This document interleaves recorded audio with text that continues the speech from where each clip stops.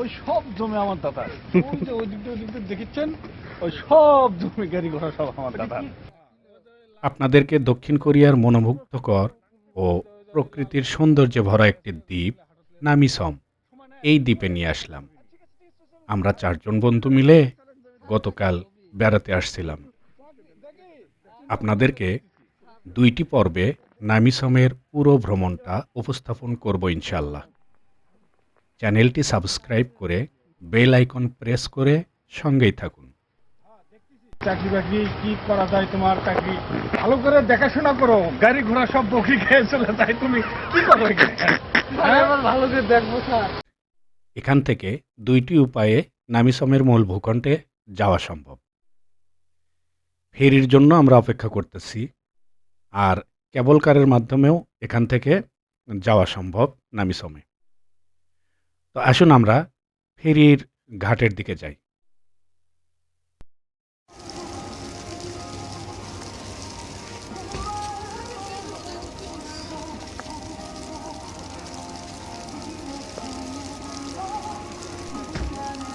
এই যে আমাদের সামনেই ফেরির ঘাট, এর পাশে একটা এক্সকেভেটরের মতো দেখলেন।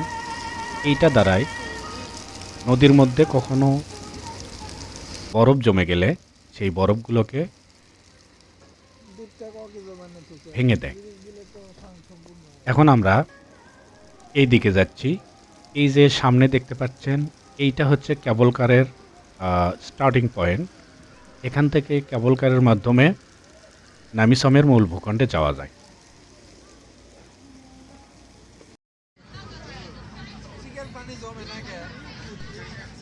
আলহামদুলিল্লাহ, আমাদের কাঙ্ক্ষিত সেই ফেরিটি চলে আসছে এবং আমরাও সেখানে সফলভাবে উঠে পড়েছি।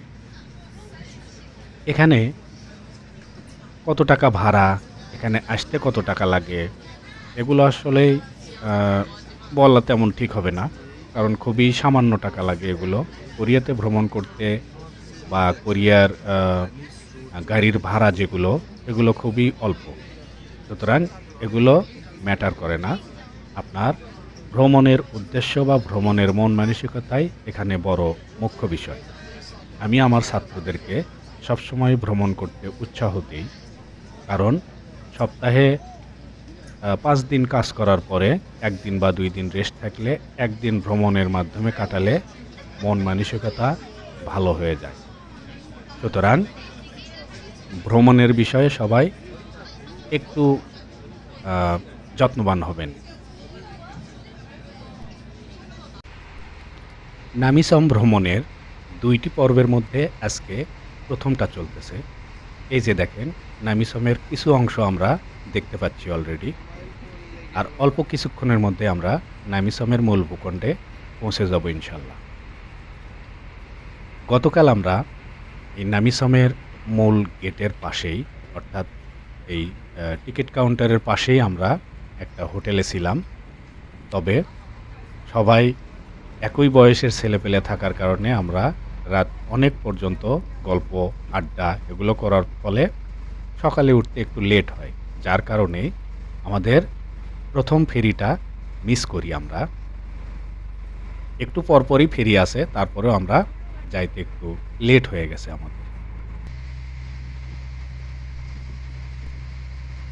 দক্ষিণ কোরিয়ার 8টি প্রদেশ আছে, তার মধ্যে উত্তরের সর্বশেষ এই প্রদেশটির নাম খাংওয়ান্দো।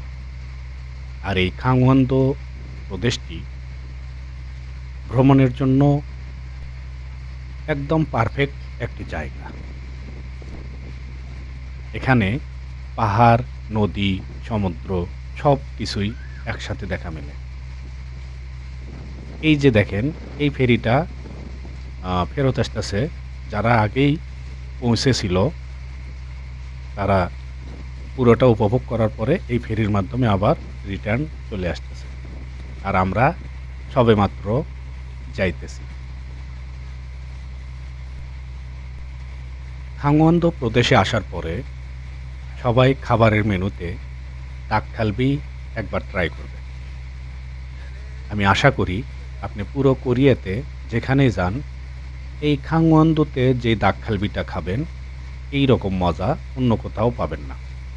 আমরা পাই নাই, অনেক জায়গায় ট্রাই করছি। তবে এই দাকখালবিটা এই এলাকার জন্য প্রসিদ্ধ।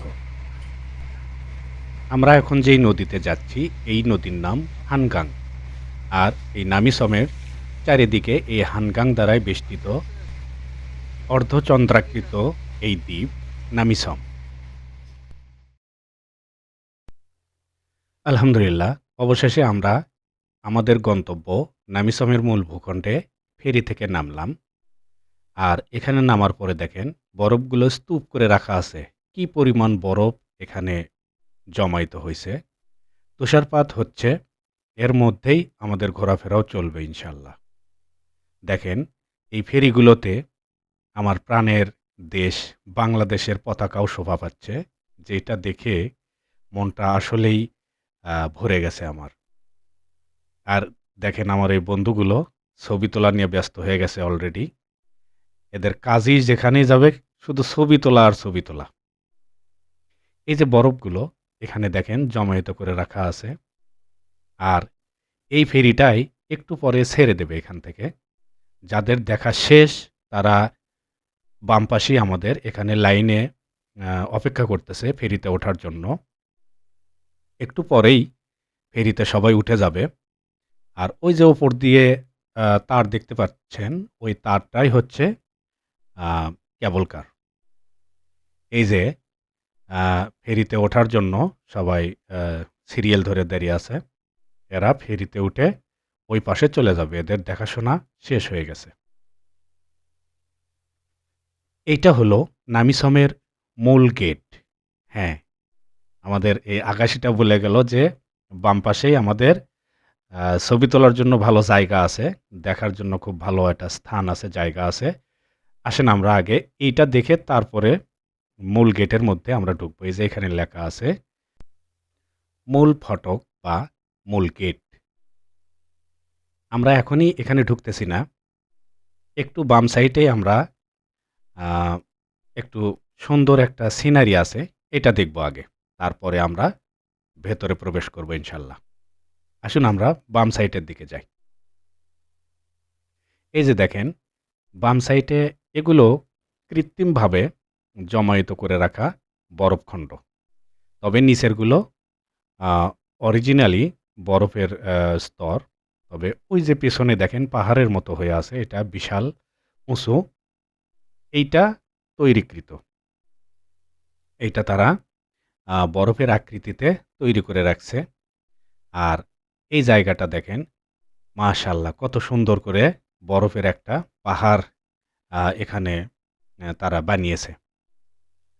তবে এই জায়গাগুলোতে আসার সময় অবশ্যই শীতের পোশাকগুলো সঠিকভাবে পরিধান করবেন। কখনোই শীতের পোশাক পরতে কৃপণত করবেন না। আপনার জুতা, মোজা, তারপরে টুপি এবং হ্যান্ড গ্লোভস, হাত মোজা, এগুলো যেন মোটা হয়।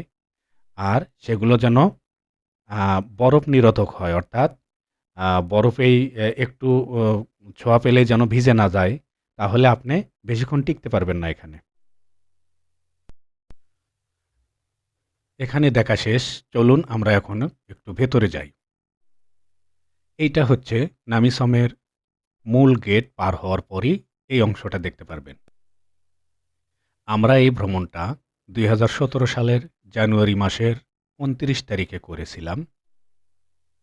আর এই সময় প্রচণ্ড শীত থাকে, আর এই শীতের মধ্যেই এখানে আসতে হয়। এইটা নামিসমের মূল গেটের পাশেই। এখান থেকে নামিসমের ভেতরের যাত্রা শুরু হবে। আমি মূলত কোনো প্রফেশনাল ক্যামেরা দ্বারাই এই ভিডিওটা রেকর্ডিং করি নাই, কারণ ওই সময় এই ভিডিওটা ইউটিউবে দেব এই চিন্তাও ছিল না মাথায়। তাই শেখি হওয়ার কারণে আপনারা একটু বিব্রত বোধ করতেছেন, আমাকে ক্ষমা করবেন। আর দোয়া করবেন যেন অন্য কোনো একদিন আবার ভালো কোনো ভিডিও বানাইতে পারি। এরই মাঝেই আমাদের প্রথম পর্বের ভিডিওটা এখানেই শেষ হবে। আগামী পর্বে আমরা এখান থেকে শুরু করব ভেতরের দিকে যাওয়ার, আর বিস্তারিতভাবে এর ভিতরে কি কি আছে সবগুলো দেখানোর চেষ্টা করব ইনশাল্লাহ। সবাই আমাদের জন্য দোয়া করবেন। আসসালামু আলাইকুম।